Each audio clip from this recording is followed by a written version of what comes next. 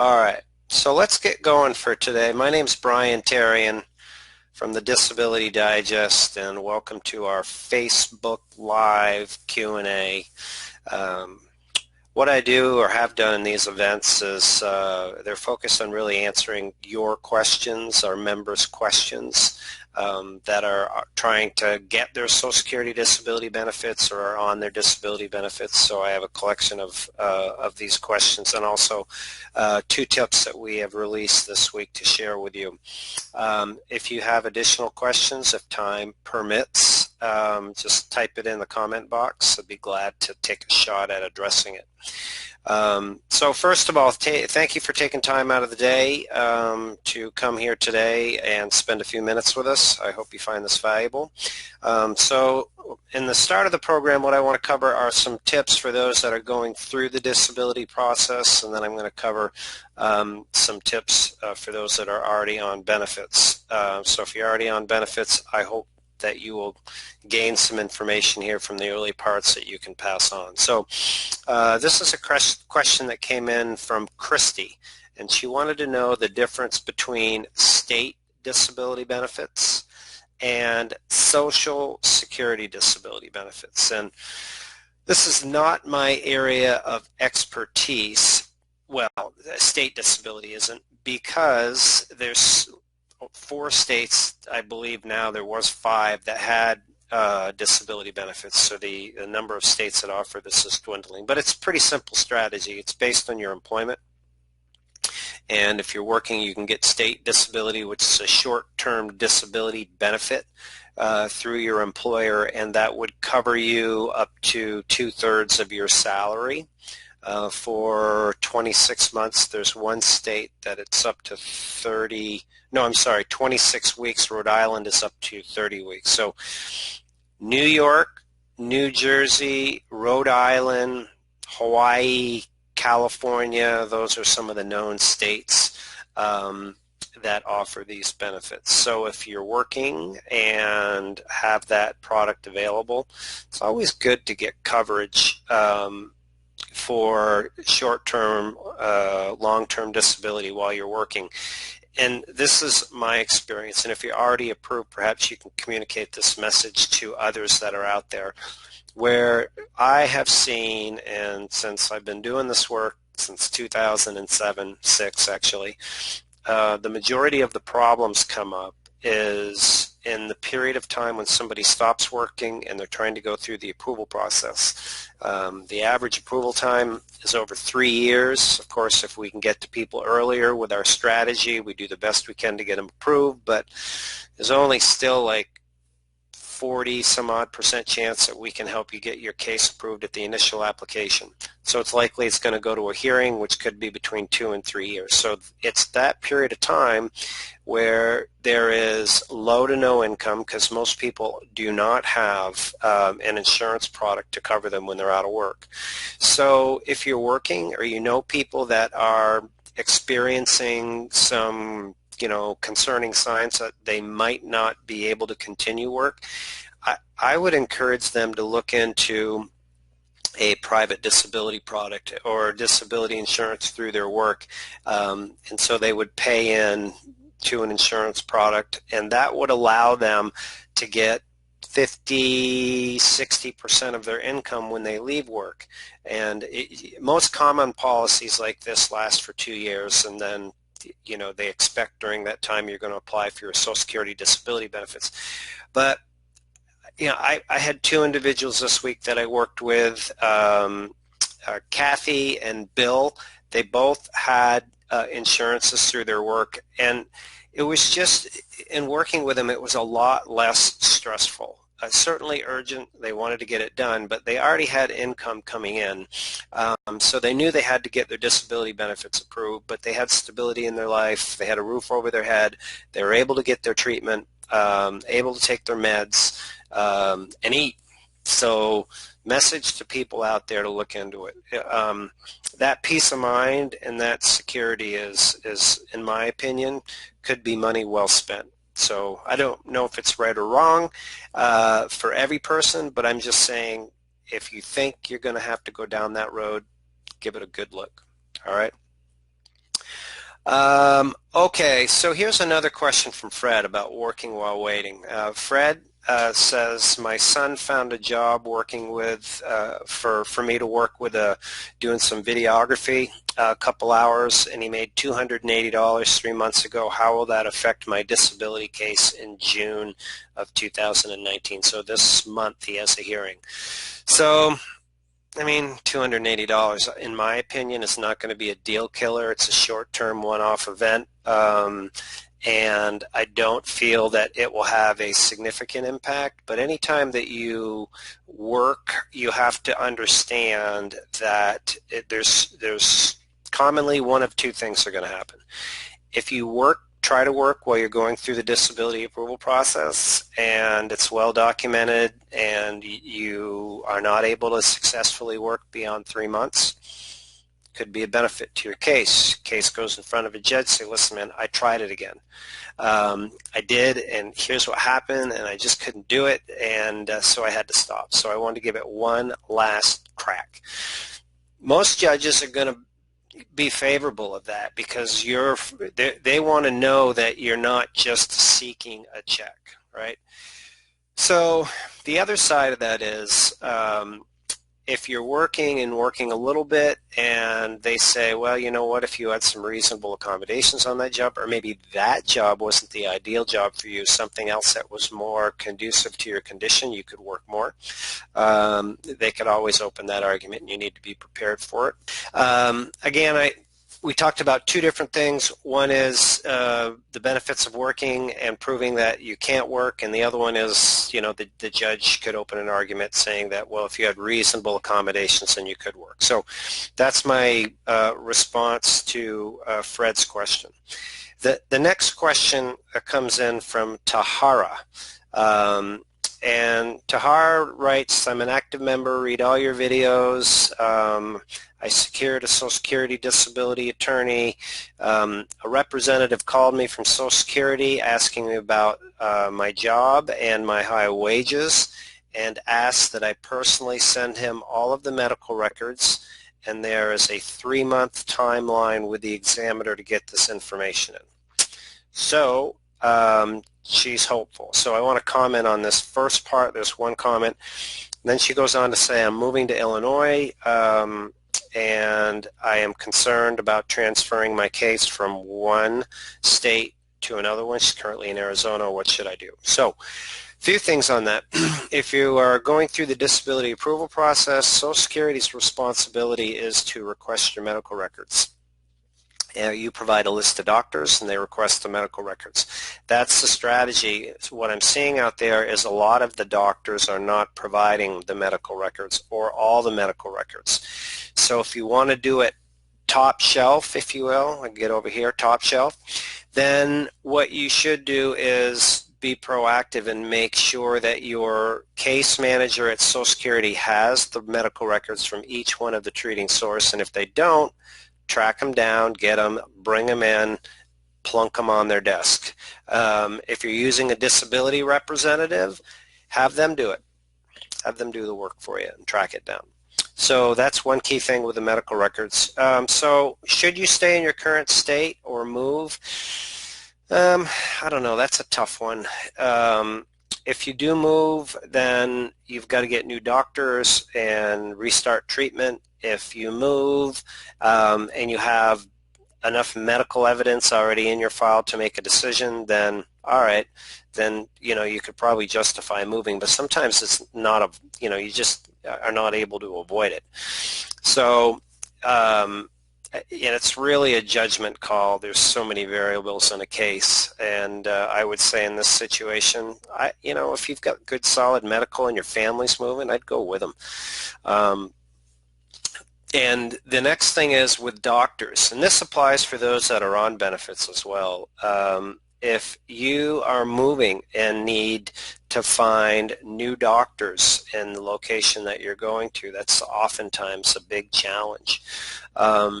One of the resources that I would suggest that you use that we have here at the Disability Digest is what's called Centers for Independent Living.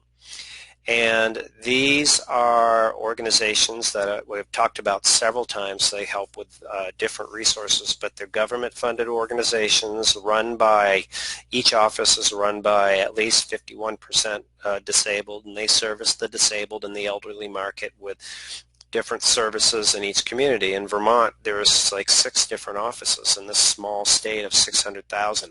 So, and they know in each community what the different resources are. So you can use a directory here and that we have available, and if you don't know how to get that with the resources or the videos that we put out on this topic, then contact us here at support at the Disability Digest, reply to the invite that sent you here, post in a Facebook group.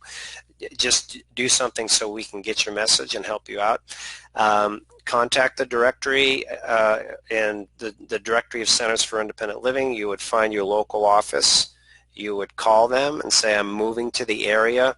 I am looking for primary care, pain management, rheumatologist, whatever it is that you need for doctors. Do you have recommendations of, resources? If you are on disability benefits, one of the easy way in your subject to moving and finding doctors, you can use the same resource, or another tool that you can use is if you have a Medicare policy, like a Medicare Part C policy, an Advantage plan, you can go into an Advantage plan like United Healthcare, Humana, Aetna, and you can use their Find a Doctor tool that's free on their website, and you can put in the area that you're interested in, and it will pull up a list of doctors that you can find, and you can sort through them and start doing your research and looking at reviews.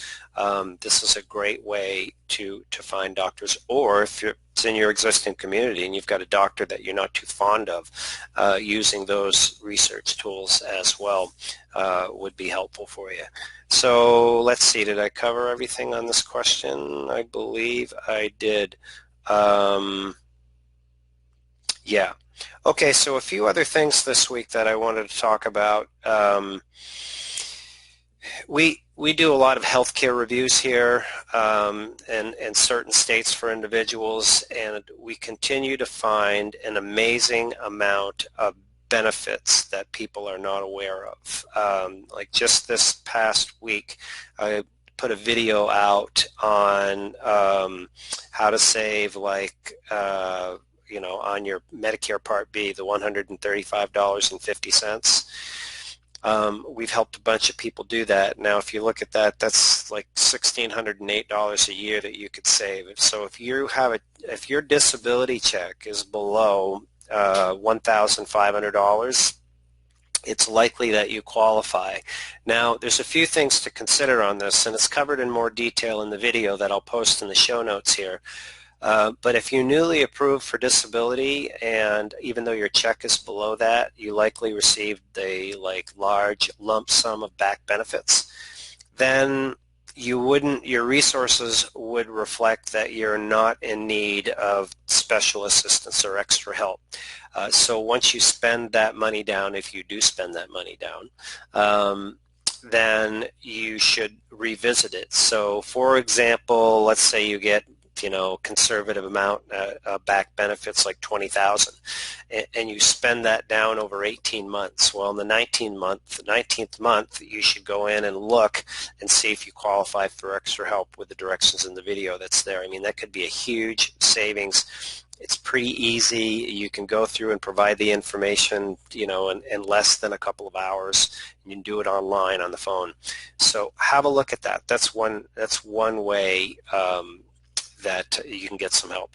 The second way is if you're approved for benefits, we continue to find different ways to either get cash back for people or to help them get like shopping credits or free gym memberships. So just this past week, we worked with individuals, actually it was a week before, where we found that they could get $250 per quarter in shopping credits. It's a lot of money. And they can use those at stores like Walgreens on common household items. And this is part of Medicare Advantage Plan, Part C. So I'll give one more example and then get on to this. If you are still paying for your Medicare Part B, the 135.50, and you don't qualify for special help, then there may be plans in your area that offer what's called a Medicare Part B buyback of $40 or $50 a month is pretty common. Some are even higher. So what's going on from what I see in the Medicare landscape is it's getting very competitive, and companies like the ones that I've mentioned, Aetna, Humana, United Healthcare, they're all very successful, profitable at privatizing your Medicare, and to get your business, they put interesting extra benefits in there, like the ones that I mentioned, or like a nursing hotline that you can use 24/7 that could save you from getting up, getting out of your house, going somewhere for what you think might be an emergency and could be resolved or not over the phone. So different things like that. So my point is this. Is be aware, and what we find is people are very loyal to their plans, like they get on a plan from XYZ company, and they don't look at other plans, and that same company comes out with new plans every year. They actually make plans obsolete. So in any given market, like we were just looking and working in Fort Myers, Florida, and the Dallas, Texas area, in those areas, like cities like that, there's 25, 30 different plan options. So if you've been sitting on one plan for years, all right, how do you know? You can go to Medicare.gov. You can do all the research yourself. You can dig into it, and you can find the different options that are out there. Is a way to do that, or find somebody to help you. And if you need help, get in contact with somebody. You can reach out to us to do that. So those are a few tips. Okay, here's a question from Melanie I want to address. My 3-year review is coming up. Anything I need to do? Yeah, well, first, I don't know if you have your actual letter, Melanie, for it, but if they say that your review is up, you may or may not have your review. So I don't know. If you can comment on that, that would be great. But as a general rule, here are my tips for those that are concerned. Okay, you don't have your letter. You may not be reviewed. They put the criteria, and the reviews are increasing. I can certainly say that, and I'm a fan of them. I think they're great.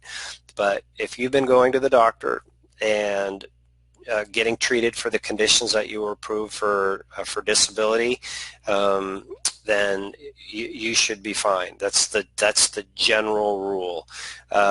Where people run into problems, let me speak to it in this sense, is they don't go to treatment, or they have records and it's minimal treatment.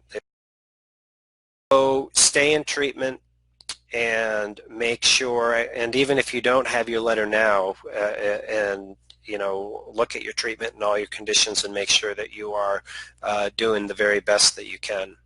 Now, let's say that for example, you're not fulfilling your treatment. You can certainly do that now and start getting it in place for the event that you're reviewed.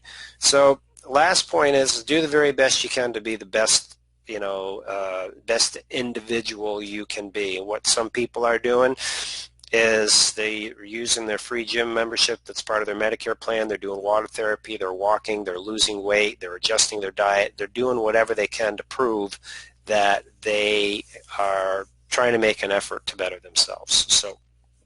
So those are some of the tips that I have for you. I'm sorry, folks, for the technical if we can help you in any way you have questions, you can reach out to us at 484848. You can text us there. You can contact us at thedisabilitydigest.com. If you're not a member, join us for a membership. We'd love to have you. It's free. We're like a radio or TV station. We have this programming. that's available to you with sponsors. So that's how we work here. We're here most Wednesdays, and most Wednesdays we don't have technical difficulties, so everything comes through fantastic. So thanks again, everybody. Make it a great day. This has been Brian Terry.